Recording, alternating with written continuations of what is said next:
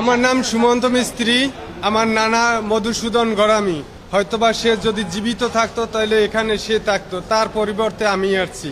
আমার নিজের কাছে খুব অনুতপ্ত হয় বা অনেক খারাপ লাগে যে যে দেলোয়ার হোসেন সাইদির বিরুদ্ধে সেও একটা চক্রান্তের সাথে জড়িত হইয়া টাইনু বলে সাক্ষী দিয়েছে।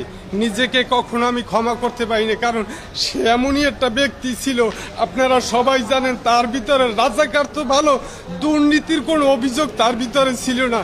কিন্তু এই যে আওয়ামী লীগ সরকার বা প্রধানমন্ত্রীর চক্রান্তে সে একজন রাজাকার হয়েছে। সে দীর্ঘদিন জেলখানায় কাটাইছে এবং মৃত্যুর আগ পর্যন্ত সে জেলখানায় ছিল।